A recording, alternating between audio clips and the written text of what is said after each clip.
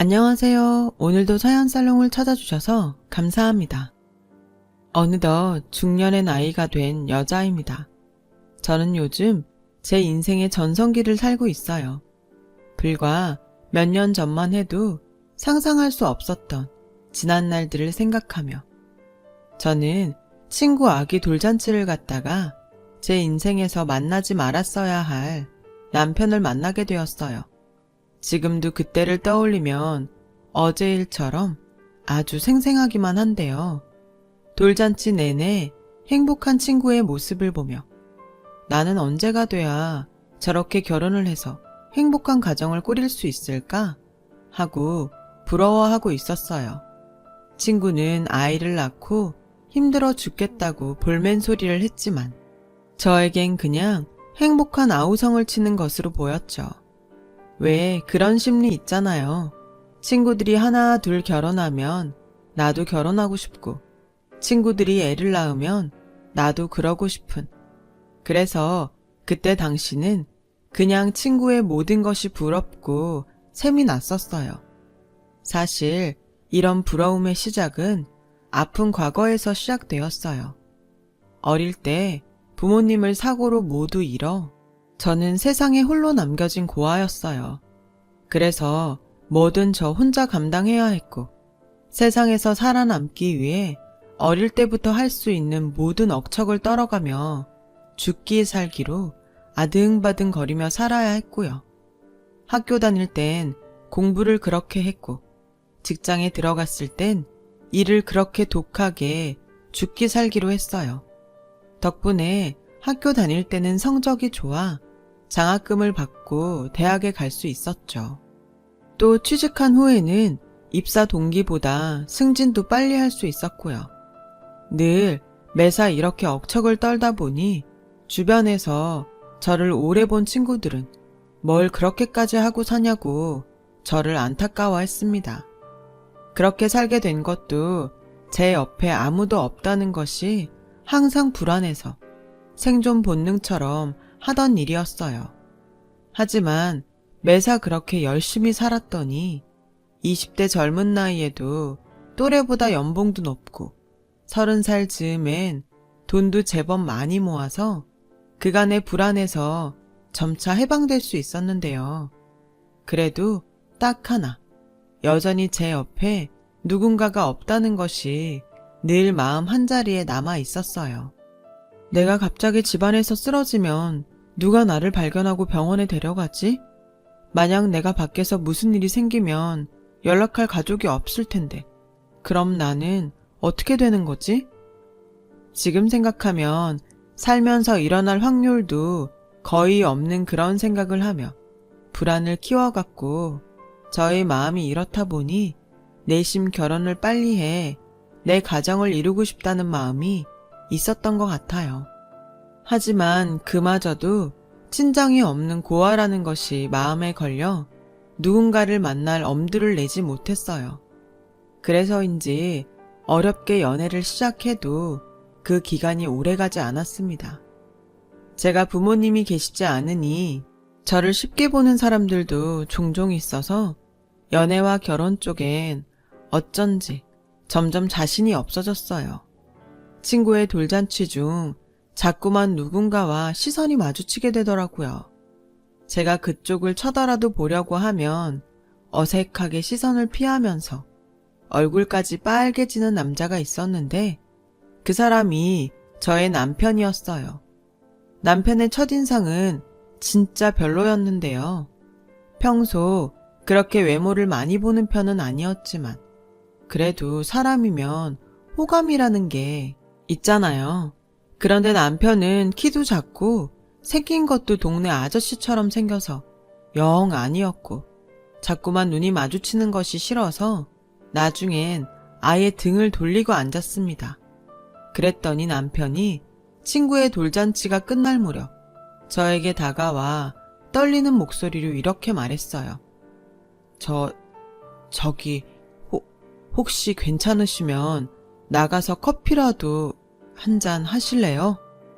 저 짧은 문장 하나 얘기하는데 얼마나 많은 시간이 걸렸는지 외모도 외모지만 자신감이 없는 남편의 모습에 저는 싫다고 단호하게 거절했어요. 그랬더니 돌잔치의 주인공인 친구의 남편이 다가오더라고요. 곧이어 제 친구까지 남편을 돕기 위해 구원투수처럼 다가왔어요.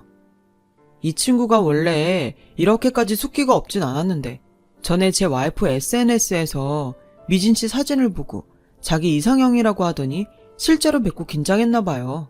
미진 씨, 괜찮으시면 저희 집에 가서 간단하게 한 잔 어떠세요? 그래 미진아, 같이 가서 우리끼리 2차 하자. 저는 솔직히 대놓고 남편과 엮으려는 친구 내외가 불편했지만 그래도 친구는 저에게 몇 안 되는 소중하고 친한 친구이기에 계속 거절할 수가 없어 어쩔 수 없이 친구네 집에 가게 됐어요. 이왕이면 제 마음에도 쏙 드는 남자와 함께라면 더할 나위가 없었겠지만 대충 있다 금방 일어나자 하는 심상으로 친구 집에 들어갔죠. 내내 별로라고 생각했던 그 남자가 친구의 집에 오니 한두 번 해본 솜씨가 아닌 듯 친구네 아이도 잘 보고 친구를 도와 이것저것 집안일도 참 잘하더군요. 나중에 알고 보니 이 남자는 친구 내외랑 꽤 가까이 지내고 있는 사이였더라고요. 집에도 여러 번 와서 함께 밥을 먹어 친구 아이랑도 삼촌 하면서 잘 지내는 사이였어요. 미진아, 내가 전에 우리 남편 회사 사람 중에 괜찮은 사람 있다고 했지? 그게 창훈 씨야. 뭐? 저는 속으로 넌 내 친구면서 나한테도 눈이라는 게 있는데 이런 남자를 소개해 주려고 했냐? 라고 생각했어요. 하지만 초면에 대놓고 나는 저 남자가 마음에 안 든다, 별로다 라고 할 수 없어 적당히 시간을 때웠는데 이 남자가 술을 입에 한 방울도 되지 않더라고요. 술 못 드세요? 아니요, 미진 씨 모셔다 드리려고요. 저 원래 술 잘 먹습니다. 아, 그렇다고 술버릇이 나쁘거나 그러진 않아요. 처음엔 말도 잘 못하더니 시간이 지났다고 남편은 제법 제 앞에서도 말을 잘했어요. 어찌됐든 남편이 자상하다는 건 알겠더라고요. 그리고 내키지 않아도 그렇게 친구 내외랑 한 번 더, 그리고 마지막으로 둘이서만 만났죠. 절대 생기지 않을 것 같은 호감이라는 것이 생겼어요. 참 신기했어요. 그리고 심지어 밑도 끝도 없이 나 저 사람이랑 결혼하나? 하는 바보 같은 생각을 했는데 결혼할 사람을 만나면 어떤 예감이 든다고 하잖아요. 저는 생전 처음 그런 예감이 들었고 이게 말로만 듣던 결혼할 인연인가 싶었어요. 그리고 그 예감은 적중해서 남편과 3년 후 정말로 결혼을 하게 되었고요. 결혼 초 봤던 남편은 봐왔던 대로 참 가정적이고 저보다 꼼꼼해서 집안일도 척척 잘했는데요. 그중 무엇보다 가장 결혼하고 좋았던 것은 남편이 저를 참 살뜰하게 챙겨줬다는 거였어요. 워낙 혼자서만 살아서 누군가에게 챙김을 받지 못하고 살았던 저였기에 결혼 후 저는 남편을 더욱 사랑하게 되었어요.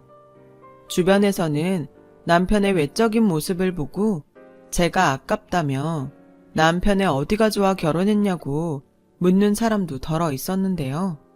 저는 그런 질문을 받을 때마다 1초의 망설임도 없이 우리 남편 정말 자상해, 매력 터져, 세상에 이런 남자는 우리 남편밖에 없을걸?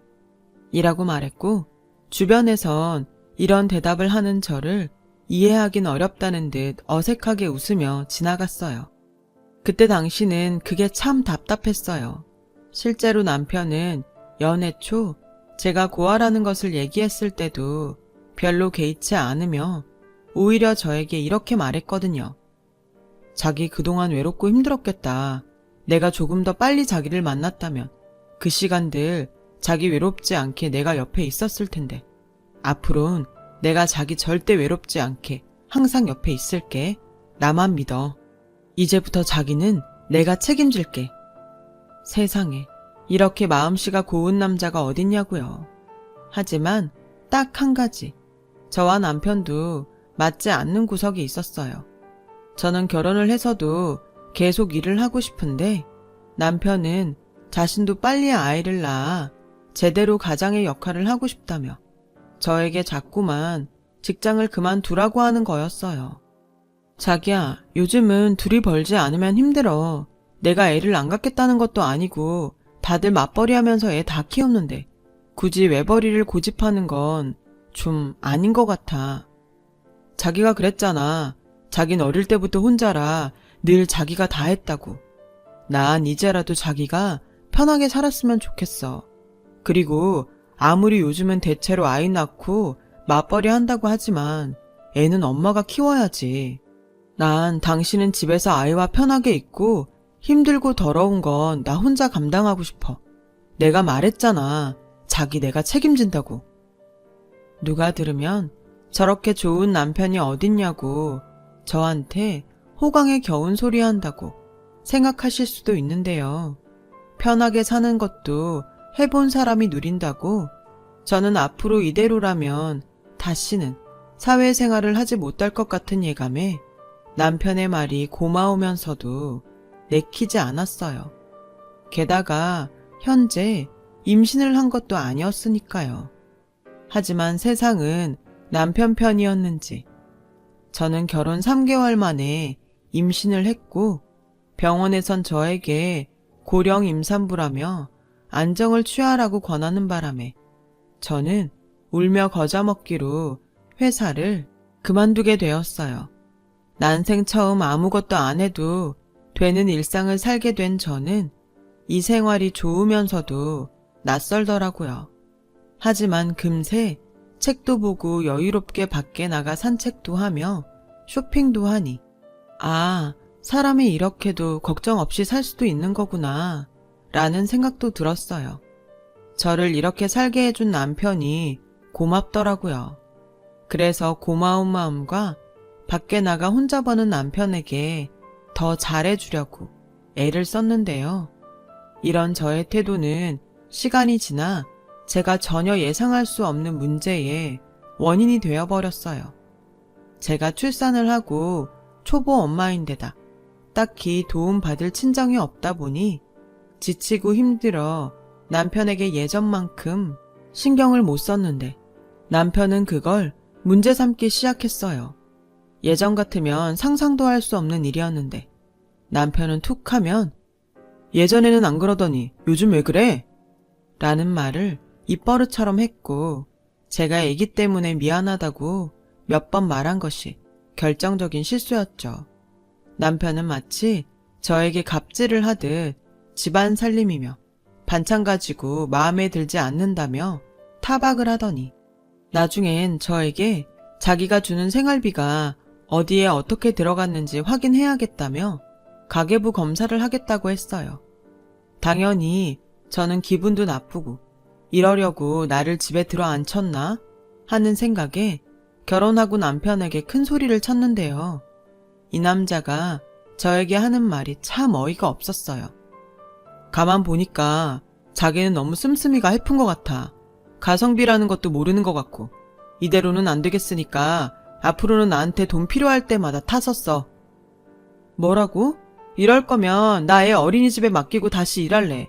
누가 요즘 남편한테 생활비도 아니고 꼬박꼬박 돈을 타서 써? 난 싫어. 애를 맡긴다고? 자기가 그러고도 엄마야? 자기야, 부모 없이 커서 그게 뭔지 모르나 본데 애는 엄마가 봐야 정서발달도 잘 되고 애착관계도 잘 되는 거야.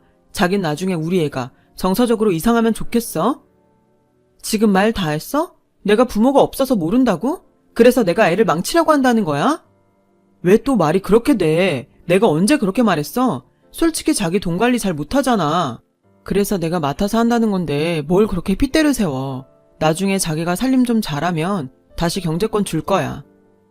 저는 남편의 말도 안 되는 궤변에 그냥 입을 닫아버렸어요. 저도 제 기준을 가지고 살림합니다. 자기 쪼잔하고 세심한 기준을 저한테까지 들이대더라고요. 이유가 어쨌든 저에게 그런 식으로 말한 남편이 도저히 용서가 되지 않았거든요. 그리고 그 다음 날부터 남편은 남편 마음대로 경제권을 모두 가져가 버렸어요. 남편과 싸워서라도 다시 직장을 다닌다 쳐도 당장은 돈이 필요했기에 저는 어쩔 수 없이 남편에게 필요한 돈을 타서 쓰게 되었는데 아실 거예요. 하루에도 몇 번씩 필요한 것들이 생기고 떨어지는 것들이 생기는데 나 혼자 먹고 쓰는 것도 아닌데 구걸하는 것 같아 이게 참 치사하고 돈 얘기할 때마다 눈치가 보이는 게 못해 먹겠더라고요. 그리고 남편은 제가 이 부분에 불만을 품고 있다는 것을 알면서도 그게 왜 필요해? 그리고 너무 비싼 거 아니야? 최저가 알아봤어? 내가 밖에 나가서 힘들게 번 돈이잖아. 자기가 번 돈 아니라고 너무 막 쓰는 거 아니야? 단돈 10,000원을 쓰더라도 좀 알뜰하게 쓸 수는 없어? 다른 집 와이프들은 돈 10원에도 벌벌한다고 하던데. 아니, 100원 단위, 1000원 단위도 아니고 무슨. 최저가 검색해요. 한다고요. 누구는 밖에 나가 돈 안 벌어봤나요? 그리고 제가 원해서 직장을 그만둔 것도 아니고 자기가 원해서 직장도 그만두고 적성에도 안 맞는 육아를 하는 건데 저는 저를 무시하는 남편의 태도에 더는 참지 못하고 다시 복직을 하겠다고 선언해버렸어요. 복직? 요즘 사회가 어떻게 돌아가는지 알기는 해? 자기가 편하게 집에 있는 동안 세상은 변해도 아주 많이 변했어. 자기가 알던 그 세상이 아니라고. 경력도 단절된 당신을 어느 회사가 써준다고 큰 소리야. 그냥 자긴 살림이나 하면서 나랑 애 뒷바라지나 잘해. 쓸데없는 소리 하지 말고. 남편의 말과 태도에 너무 어이가 없었어요. 꼴에 사회생활 한다고 유세를 떠는 남편을 보니 그간 그래도 내 남편은 생긴 건 좀 아쉽지만 성격이 좋고 인격이 바르다고 생각했는데 그것도 아니었구나 하는 현실 자각이 들면서 내가 어떻게든 다시 밖에 나가 일한다 라는 생각을 하게 했어요. 그런데 참 인정하기 싫지만 사회는 정말로 결혼한, 그것도 아이가 아직 어리고 경력이 단절된 저에게는 냉정했고 남편 모르게 냈던 이력서들은 줄줄이 떨어져 충격을 받게 되었어요. 그러면서 점점 자신도 없어지고 애당초 직장을 그만두라고 했던 남편에게 미움과 원망의 화살이 돌아갔는데요. 이윽고 편하게 살게 해주고 싶다는 남편의 사탕발림에 내가 홀랑 넘어간 거지. 내 잘못이야. 하는 자책이 들더라고요. 하지만 이대로 영영 포기할 수는 없었기에 그래도 내가 해볼 수 있는 일을 찾자고 생각하며 지냈어요. 그러던 어느 날 회식 때문에 늦는다던 남편이 무슨 술을 그렇게 마셨는지 완전히 떡이 돼서 몸을 가누지도 못하고 현관문이 열리는 동시에 그대로 거실 바닥에 쓰러지는 날이 있었어요.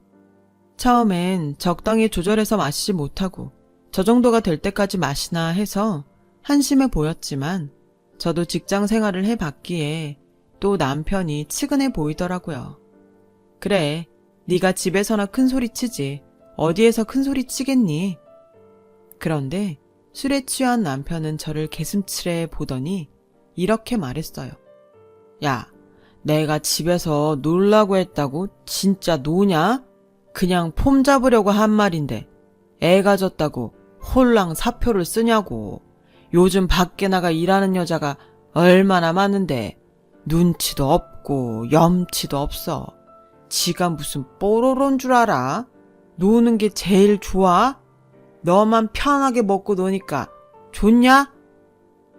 저는 충격에 어안이 벙벙했어요.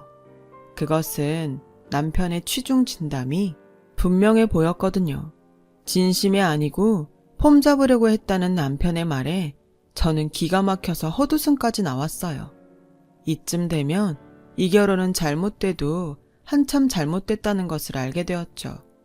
그리고 다음날 자기가 지난밤 무슨 말을 했는지 기억을 하는지 못하는지 남편은 그날 아침에도 화장대에 놓인 제 화장품을 보며 어디 나갈 데도 없는 사람이 무슨 화장품이 이렇게 많아? 그냥 얼굴 로션 하나만 있으면 되지 않아? 이런 게 다 낭비라고. 아우 답답해. 라고 핀잔을 주고 출근했어요. 거기엔 스킨, 로션, 크림밖에 없었어요. 그 흔한 에센스도 없었거든요. 게다가 새로 산 화장품도 아니고 벌써 3달도 넘게 쓰고 있는 화장품인데 어이도 없고 이젠 저에게 막말을 하기 위해 닥치는 대로 시비거리를 찾는구나 싶더라고요. 저는 그때부터 언제고 기회가 생기면 기필코 이 가정을 내 손으로 깨겠다는 생각을 하며 살았어요. 그리고 마침내 제 인생에도 기회라는 것이 찾아왔어요. 저는 남편에게 돈 타 쓰는 것이 치사하고 더러워 제가 결혼 전 취미로 했던 재봉틀을 활용해 아이 옷을 만들어 입혔어요. 동네에서 친하게 지내는 동갑 엄마에게 작아진 아이 옷을 물려줬더니 신기한 일이 벌어졌어요. 이 옷 정말 하나 엄마가 직접 만들었어? 내가 이거 입히고 문화센터 갔더니 너무 이쁘다고 어디서 샀냐고 난리가 났어. 자기 애들 옷 만들어서 팔 생각 없어? 자기 일하고 싶다며. 그야 당연히 일하고 싶은데 에이 이게 팔리겠어? 여태 내가 한 말 안 들었어? 어디서 샀냐고 난리였다니까. 자기 애들도 입히고 싶으니까 알려달라고 했다니까. 저는 그 순간 이걸 놓치면 후회할 기회라는 것을 알았어요. 그래서 힘들게 모은 비상금으로 시중에 나와 있는 아이 옷을 구입해 사이즈를 참고해서 옷을 만들기 시작했고, 처음엔 저에게 옷을 팔라고 권했던 엄마를 통해 아름아름 판매를 하다 본격적으로 블로그나 SNS를 통해 선주문을 받고 아이 옷을 제작해 판매하는 일을 하기 시작했어요. 원래 손으로 무언가를 하는 것을 좋아하기도 했고 무엇보다 수입이 생기니 저는 없던 활력이 생겼어요. 남편이 뭐라 싫은 소리를 해도 바쁘고 정신없으니까 별로 신경도 쓰이지 않고 좋더라고요. 그 즈음 아이는 유치원에 들어갈 나이가 되어 저는 아이가 없는 시간을 모두 옷 만드는 데 사용했죠. 제가 만든 아이 옷은 점점 입소문이 퍼지기 시작했어요. 게다가 우리 엄마는 예쁜 옷을 많이 만들어줘서 내가 공주님이 된 것 같아서 너무 좋아 라며 딸아이가 좋아하고, 저는 남편한테 돈 달라고 아쉬운 소리를 하지 않게 되니 전에 없던 활력이 더 생겼어요. 1년 정도 지나자 제 순수입은 제가 직장 다녔을 때 번 월급과 비슷해졌어요. 이 사업을 잘 활용하면 제2의 인생을 살 수 있겠다는 희망도 갖게 되었고요. 그리고 뒤늦게 제가 1년 동안 남편에게 생활비를 전혀 타서 쓰지 않았다는 사실을 깨달았어요.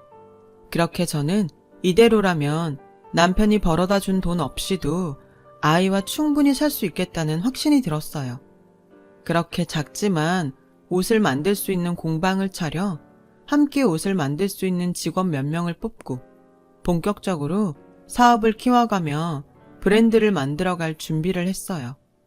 다행히 그동안 꾸준히 이용해준 고객도 있고 계속 반응이 좋아 저의 사업은 매달 수익이 고공행진을 했죠. 마침내 때가 온 것 같아 남편의 눈을 의식하지 않고 화장품이며 옷, 그리고 아이에게 해주고 싶었던 것들에 돈도 쓰기 시작했고요. 그러자 돈이라면 벌벌거리는 남편은 제가 돈이 어디 있어서 이렇게 쓰는지 궁금하고 불안해했고, 드디어 저에게 화가 단단히 나서 이런 말을 하더군요. 당신 나 몰래 대출 받았으니? 뭐? 대출? 그게 무슨 소리야? 처음엔 이젠 좀 아끼는 법을 배워서 돈 달라는 소리를 안 하나 했는데 요즘은 아주 흥청망청하잖아. 당신이 그럴 돈이 어딨어? 혹시 결혼 전에 쓰던 신용카드 막 쓰고 그런 거 아니야? 남이야 신용카드를 쓰건 대출을 받건 신경 꺼. 당신 돈에만 손 안 대면 되잖아. 너도 참 답 없다. 돈 타서 쓰는 게 싫어서 지금 막 나가는 거야? 나 분명히 말하는데 당신 빚 대신 갚아줄 생각 1도 없거든? 당신이 나가서 파출부를 하던 몸을 팔건 당신 빚은 당신이 알아서 갚아. 알겠어? 아니다. 우리 이혼하자.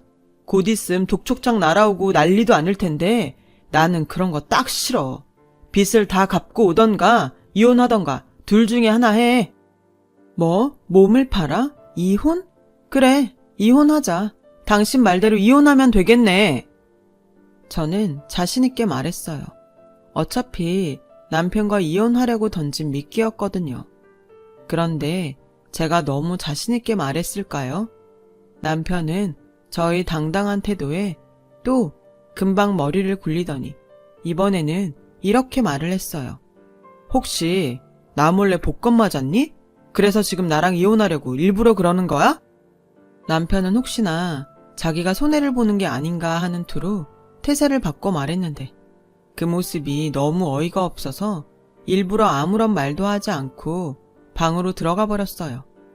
그리고 정확히 뭐가 뭔지 모르는 남편은 이혼하자는 말은 쏙 들어갔고 저만 보면 복권일까 빚일까 하고 머리를 막 굴리는 것 같았어요. 저는 그 사이 남편이 제가 수입이 있다는 사실을 알면 순순히 이혼을 해주지 않을 것 같은 생각에 변호사 사무실을 찾았고 아이도 제가 키우면서 남편과 깔끔하게 이혼할 수 있도록 소송을 준비했어요. 아이를 생각하면 이혼을 준비하고 있다는 것이 미안했지만요. 아빠가 저렇게 아내를 존중하지 않고 함부로 대하는데 이걸 보고 자란 딸이 나중에 남편과 같은 남자를 정상이라고 생각할까봐 이건 아니라는 것을 제가 몸소 보여줘야겠다고 생각했어요. 그리고 이윽고 저는 이혼 소장을 법원에 접수했고 이 사실을 알게 된 남편은 회사고 뭐고 내팽개치고 집으로 와서 물건을 부수며 행패를 부리는데 그 순간 저는 고맙다며 증거 사진을 찍어댔어요. 네가 복권을 맞은 게 맞지? 그러니까 이혼하려고 별의 별짓을 다 하지. 안 그래? 복권이나 마나 당신이랑 상관없잖아. 어차피 우린 이미 부부도 뭣도 아닌데 계속 혼인관계를 유지해야 할 이유가 있어? 여태 내 덕에 편하게 살았으면서 상관이 없다고? 이혼하고 싶으면 여태 나한테 받아간 돈 갚고 가. 아니, 복권 맞은 거 반 내놓고 가. 돈을 갚으라고? 네가 미쳤구나. 그리고 이 동네에서 너 쫌스러운 거 지나가는 개도 알아. 그리고 내가 복권 당첨됐다고 누가 그래? 방금 네가 말했잖아. 복권 맞은 거 나랑 상관없다고. 학교 다닐 때 공부 못했지? 나 복권 맞았다고 말한 적 없거든? 빚을 졌건 돈이 생겼건 너랑 상관없다는 소리지. 네가 준 몇 푼 안 되는 돈도 1년 넘게 준 적도 없잖아. 그런데도 넌 내가 차린 밥이며 반찬 잘도 처먹더라. 여기서 지저분하게 굴 거 없고 판사 앞에서 재판할 때 얘기해. 나 할 말 아주 많거든. 그리고 방금 이 사진 너무 고마워. 덕분에 소송이 그렇게 길 것 같지 않다. 저는 그 길로 아이를 데리고 그 집을 나와 미리 마련해 놓은 오피스텔로 갔어요. 당연히 집 밖에서 아이는 놓고 가라고 또 실랑이를 벌이긴 했는데 아이가 하나는 엄마랑 살 거야. 아빠는 무서워. 하나는 엄마만 좋아. 라며 남편을 거부하며 떼를 쓰는 바람에 의외로 쉽게 아이를 데려올 수 있었죠. 그 후 남편은 동네 사람들에게 제가 아이 옷을 팔아 돈을 제법 많이 벌었다는 말을 들었는지 소송을 하는 동안 저에게 하루가 멀다 하고 소송을 취하하고 지금이라도 서로 마음 맞춰서 잘 살아보자고 문자와 음성을 남기며 혼자 생쇼를 하더라고요. 나중엔 그것도 듣기 싫어서 아예 핸드폰 번호를 바꿔버렸어요. 그리고 6개월이라는 소송 끝에 혼인 생활 동안 일방적으로 남편에게 부당한 대우를 받은 것이 인정되고 아이를 양육하면서 살림하는 저에게 1년 넘게 생활비를 주지 않은 점 등이 유력한 사유가 되어 드디어 바라던 이혼을 하게 되었어요.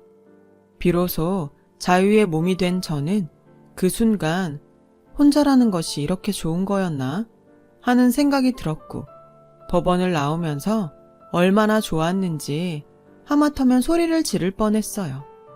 하지만 남편은 제가 자기보다 돈을 많이 벌고 있다는 사실에 자존심이고 뭐고 없는 사람처럼 저를 길바닥에서 붙들고 이렇게 말했는데요. 지금 생각해도 참 소름 돋네요. 미진아, 미안해. 내가 사는 게 힘들어서 잠깐 돌았어. 근데 나 정말 자기 너무 사랑해. 내 진심 알잖아. 난 그때도 그렇고 지금도 자기만 행복할 수 있다면 뭐든 할 수 있어. 그래? 그럼 이렇게 구질구질하게 굴지 말고 제발 내 인생에서 빠져줘. 돌았건 미쳤건 난 그동안 충분히 불행했고 앞으로 절대 다시는 그렇게 살고 싶지 않아. 하나는 아빠 없이 클 하나는 생각 안 해? 아빠? 엄마한테 막말하고 무시하고 돈이라고 하면 쫌스럽게 구는 아빠? 난 우리 딸이 너 같은 남자 만날까봐 무섭다. 그러니까 어줍잖게 애 팔지 말고 가망 없으니까 포기해. 저는 매달리는 남편을 거칠게 뿌리쳤어요. 그리고 그 자리를 떠나려고 하는데 제 등 뒤에서 완전히 바뀐 태도로 말하는 남편의 목소리가 들렸어요. 저게 돈 좀 번다고 사람 무시하네. 내가 그래서 너 처음에 회사 그만두라고 한 거야. 너는 모르지? 그래서 그렇게 돈 가지고 유세했어? 그래, 나 돈 생기니까 다시 예전처럼 자신감도 생기고 너무 좋아. 그래서 다시는 너 같은 남자랑 엮이지 않으려고. 그 얼굴로 살면서 인생이라도 똑바로 살아. 어쩜 넌 생긴 것처럼 인성도 거지 같니? 한때 네가 착하고 바른 사람이라고 생각한 내가 돌았다. 나 이제는 정신 차렸으니까 절대 다시 만나지 말자. 저와 남편은 마지막까지 법원 앞에서 더러운 싸움을 하며 마지막을 장식했어요. 그리고 남편은 아직도 살던 집을 처분하지 못해 그곳에 살고 있다고 하는데요.